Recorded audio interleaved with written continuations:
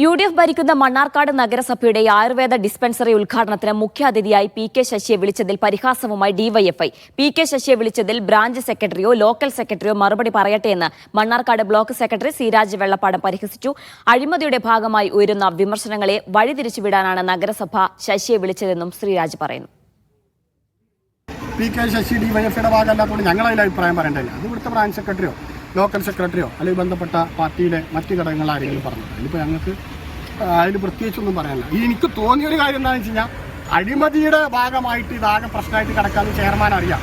അപ്പോൾ എങ്ങനെയെങ്കിലും ഒരു വിവാദം ഉണ്ടാക്കാൻ പറ്റുകയാണെങ്കിൽ ഈ ചർച്ച വഴിതിരിച്ചു വിടാൻ വേണ്ടിയിട്ട് ചിലപ്പോൾ അദ്ദേഹത്തിൻ്റെ ബിസിനസ് കച്ചവട ബുദ്ധിയിൽ ഉരുത്തിരിഞ്ഞ മറ്റേ സിനിമയിൽ ശ്രീനിവാസൻ പറഞ്ഞവർ നാളെ ചെറിയ ബുദ്ധിയിൽ ഒരു പടിക്ക് രണ്ട് പച്ചയാണെന്ന് പറഞ്ഞ മാതിരി അങ്ങനെ ചെയ്ത മൂപ്പരെ ചെറിയ ബുദ്ധിയിൽ തോന്നിയ കാര്യമായിരിക്കും. അതിന് ഞങ്ങളെ കൺസേൺ അല്ലേ ഞങ്ങൾ.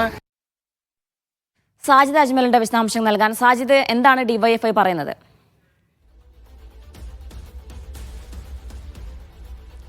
സാജിദ്, കേൾക്കാമെങ്കിൽ എന്താണ് ഈ വിഷയത്തിൽ ഡിവൈഎഫ്ഐയുടെ പ്രതികരണം? ഇവരെന്താണ് പറയുന്നത്?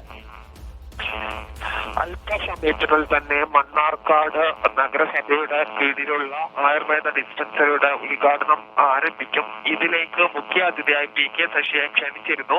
ഈ വിഷയത്തിലാണ് ഡിവൈഎഫ്ഐ അവരുടെ ഒരു പ്രതികരണം നടത്തിയിരിക്കുന്നത്. ഈ PK ശശി ഈ ഡിവൈഎഫ്ഐയുടെ ഭാഗമല്ല എന്നതുകൊണ്ട് അതേക്കുറിച്ച് അഭിപ്രായമില്ല. പക്ഷേ ഈ അഴിമതിയുമായി ബന്ധപ്പെട്ട കാര്യങ്ങൾ മറയ്ക്കാൻ വേണ്ടി ഈ ചെയർമാൻ ബോധപൂർവം ഒരു വിവാദം സൃഷ്ടിക്കുകയാണ് ചെയ്തത് എന്നുള്ള പ്രതികരണമാണ് നടന്നത്. നേരത്തെ CPM നേതാക്കൾ തന്നെ PK ശശിയെ കൗൺസിൽ യോഗത്തിലില്ലാത്ത ചർച്ച ചെയ്യാത്ത വ്യക്തിയെ ക്ഷണിച്ചു എന്നൊരു ആരോപണം ഉന്നയിക്കുകയും ചെയ്തിരുന്നു. എന്തായാലും PK ശശിയും PK കുഞ്ഞാലിക്കുട്ടിയും അടക്കമുള്ള ആളുകൾ പങ്കെടുക്കുന്ന പരിപാടി അല്പസമയത്തിനുള്ളിൽ തന്നെ ആരംഭിക്കും.